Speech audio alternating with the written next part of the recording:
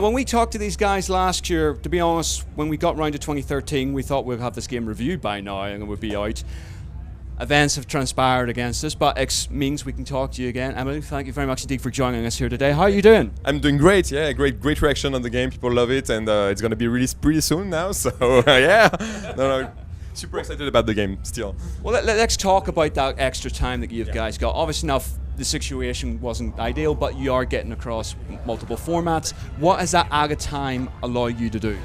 So we had almost 6 months, and we took those 6 months to really improve the game, to make it even better. I mean, the game was already great in January, but we added a lot of content now. We added 3D bosses in the game, big 3D epic boss fight at the end of each world that we didn't have before, actually.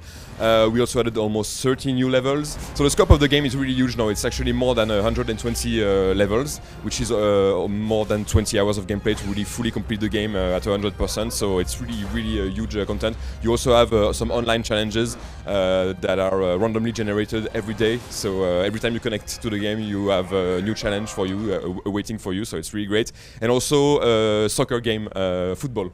So European soccer, we can say football. So yeah, football mini game, really fun that you can play with your friends, up to 4 players and even 5 players on the Wii U at the same time in this mini game. So it's really fun. When this game was originally supposed to be out, I mean, I imagine you guys were pretty much finished by that point. I mean, you're winding down, so to hear that you had this excess bit of development, was it hard to sort of take that gear shift and get yourself back into 6th gear from being what you thought was the project was over? So actually the game was kind of over on the Wii U, but clearly we were starting to work on the other consoles. So actually it wasn't that hard because we knew that we had so many challenges to accept and to actually answer to, especially to port the game on Xbox and PS3. We had to make sure that this wasn't cheap port, that we will do really interesting gameplay. So yeah, I think the team had a great reaction. We just decided that in the end what we wanted was to please the gamer and make sure that the game would be awesome on all support. So I guess that's what motivates us during all this time, and I think that's really what you see in the final game actually right now. Now with the Wii U version, there was that element where you're using the tablet to aid the player who was running through. What have you done in regards to that for the other versions then? So we decided to keep Murphy as one of the main characters in the game. It was important for us to have some levels with Murphy really at the center of the action. And in these levels on the Xbox and PS3, you're playing with your classic character, let's say Rayman or Globox, and Murphy is automatically moving, placing himself, for instance, next to a rope or next to a platform. And if you touch a button on the pad, you give orders to Murphy. So he moves the platform, he cuts the rope, and he can tickle enemies. So all the actions you had on the Wii U, you find them on the Xbox 360 and the PS3, but the gameplay is different. So you're playing with your character and at the same time with Murphy. Okay. Now, Rayman Origins was known as one of the hardest hardcore platformers out there. Very gentle intro, and then it just went berserk. Yeah. Have you kept that up with Legends? So it's actually interesting. We decided that the game would be a bit easier, at least at the beginning, to make sure that everybody could really get into the control and that people wouldn't get stuck too quickly in the game. But at the end of the game, trust me, there are pretty difficult challenges. And actually, there's a touch of exploration now in the levels. If you really want to complete them fully, you have to really explore the levels and find everything. And for instance, you have 2 secret rooms in every level, and these secret rooms are very challenging. So for gamers that want to fully complete the game, they will find their challenges. But for gamers that are not that experienced, it will be possible to finish the game. And also, the game has an open structure now, so we're pretty sure that players won't be stuck in the game. They will always find a level that they can go to and choose the right level for their skills, I would say. Yeah, because it was with Origins, it was like the first few worlds was very easy, and then you could see that difficult. So now you spread it out. Exactly. In Origins, maybe the issue is that suddenly at one point it was becoming very difficult. So now we're making sure that the difficulty is more progressive and that you don't get stuck. Basically, that's really the idea. Now, the artwork style of Origins was just phenomenal. Looked brilliant, beautiful. And, I mean, what I want to know is, was it possible? I mean, it obviously is, but was it possible to basically upgrade it and make it look that better? I mean, how did you guys go, yeah, we will add here, we'll add there, but maybe not add there? Because you could have just went, Origins done, boom, let's just make more levels. Yeah, no, I guess the idea right from the beginning is that we don't want to make just a sequel. So we could have kept a lot of things. Yeah, the art style is a good example of this. We built on what we already had because the style is kind of the same, but with more detail, the more depth in all the backgrounds, and we have also a dynamic lighting system this time, allowing us to create shadows and light in the level. Something we also use in the gameplay actually. So I guess yes, right from the beginning, the decision was for every aspect of the game to make sure that it wouldn't be just a sequel, but that it would be as surprising as Origins was for gamers. So it was very important for us. I think it's a great single-player experience, but it is very much about co-op and it's about running through levels.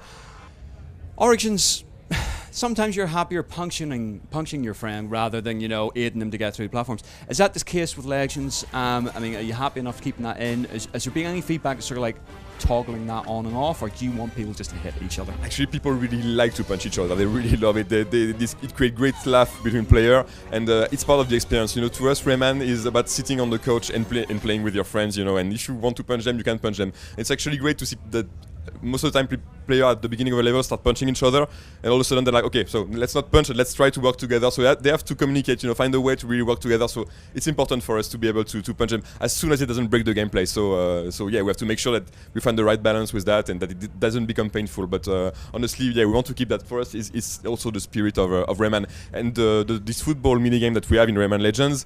That's also the fun of it, is that you have to, of course, kick the balls, but you can also kick your friends. Yeah, exactly. So that's really, yeah, you have to yeah, that's the key of it, yeah. Can I ask something here? Loading screens, which is not something we would usually talk about in interviews, but I found the loading screen in Origins was fantastic because it was almost a mini game in itself. When anytime I played it with a friend, it was always the case of who will go right as far as possible, quickest, you know? Are you guys doing anything like that with loading screens here? Yeah, so we kept this idea we had in Origins with the loading screen, interactive loading screen, to make sure that you're always in the rhythm with your characters. But we added something new. Now at the beginning of the levels, you have a heart flying in the loading screen, and it's basically who will be the first to punch it to grab the heart. So you're punching your friends to try to grab the heart. It's even funnier, and it really gives you a nice gameplay in those loading screen. Cool. Music. Yeah. Music is phenomenal in Origins. What are you guys doing for Legends? So the music, so like you say, it's one of the key elements for us in in the Rayman universe. And in Rayman Legends, what we did is the musical levels. So at the end of each world, you have a crazy musical level, and this fast-paced level, you have to play in rhythm with the music. So it's basically a rhythm game meeting a platformer. So yeah, you have to punch, jump in rhythm with the music, and we have some famous cover from famous songs. For instance, we've already revealed the Black Betty. We are showing now Eye of the Tiger in a weird flamenco Rayman way, so it's something totally different. And there are still more that we can't talk about now, but yeah, you will have some really great fun with those musical levels. People love them. Okay, where are you guys now? Between now and release, what have you got left to do? So we are almost done. Honestly, we have just a few weeks to polish the game. The content is all here. We just have to do a few tweaks. We're still doing playtests to make sure that the whole experience is perfectly fun. But honestly, we're almost done now. Excellent. Well, listen, thank you very much indeed for taking the time to talk to us. Best of luck with it. Thanks for playing, and I hope you will really enjoy the game.